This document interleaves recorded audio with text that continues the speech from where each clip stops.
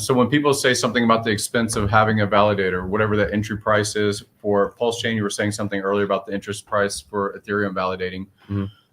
If I look at real estate and I'm going to buy, let's say, $1 million property, and I'm going to put a tenant in it, then I'm looking at what's the time, how much time does it take before I break even? How much time before the property is paid for, right? From cash flow.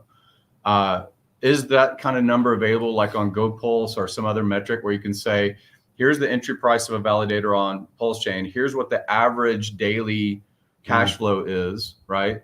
And how long it takes to break even and be in profit. Is that number somewhere on your not a lot of good information? Websites? Not really. I mean, there's some tweets. I did some estimates. Other people I did some analysis too, but we don't have really good APR numbers right now. There is, I mean, where the Pulse price is, I mean, it hasn't did 100x or anything yet, for example, if it ever does.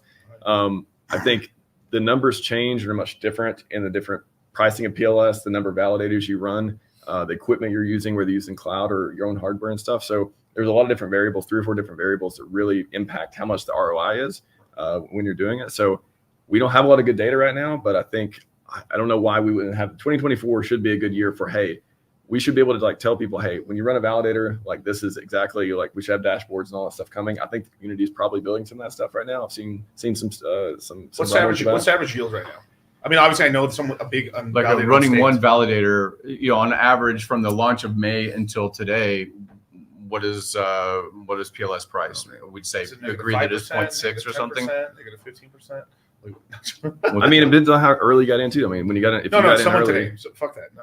Today. I mean, the GoPulse is going to say what 9% around there. All right, so let's just say. Let's just say 9. I mean, it's just the rule of 72. Just divide 9% on average. Obviously, you can go up because that big validator went down. So maybe it's 10%, 10.5%, right? But it takes. So it all. So okay. Validating over a long period of time is great income. It's yield. It's safe. It's constant. Price will go up. But it's like buying a house. It's you don't pay a house in 1-2 years. You're not going to unless you're just getting massive amounts. So it's all dependent on if you're looking in terms of dollars, you're going to win because that pulse chain that you're getting either buys you more validators or you just save it up in a wallet and it goes up in dollar value. So if you did the investment, like, okay, I'm putting $10,000 into validators, cool, boom, and then you could get that dollar value out, I believe. But if in PulseChain, that's not going to happen because if you I put a billion PulseChain into validators, so it's 33, 34 validators, cool. I'm not going to get a billion PulseChain out because there's absolutely no way I'm getting today 50% in 2 years and stuff or plus, unless just ungodly things happen, right? So dollar terms, if you think about it, it's like we told our students back when the price of the incentive token was real low. Okay, look at incentive token in dollar terms. Like, what am I willing to invest in this? Cool, $5,000, cool, boom, yield farm it, done.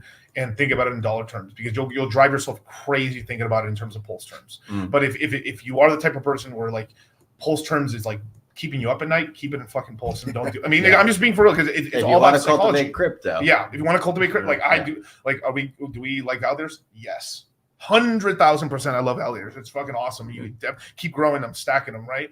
They're really really cool, right? But you have to come out with realistic expectations because what's the rule of 72? I mean, how little do right now? Well, also part of that narrative is it's 8 years without a hard lock. If you're earning 9% yield, it'll take you 8 years to get all your initial investment out to double to get a 2x in terms of raw pulse chain.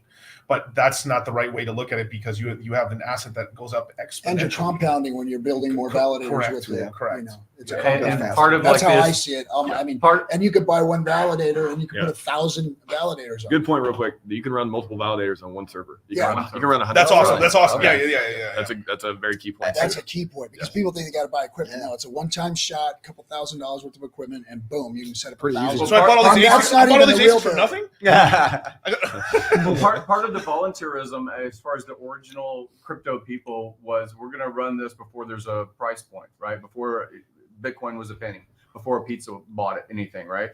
So like part of being a validator is also sequestering away supply because it's not actually sitting in liquidity on a pool available to be bought. It's sitting in a validator validating. So it's like I'm contributing to the network because I'm validating, but I'm also sequestering some of the supply. Well, it's like, staking ETH, you're staking PLS. Right. If people like staking ETH, you can stake your PLS too. You just run, a server to do Different it. narratives for different people. And again, the one that aligns to the accountant and the nerd versus the degen, it's all good. Like everybody is out there doing their thing.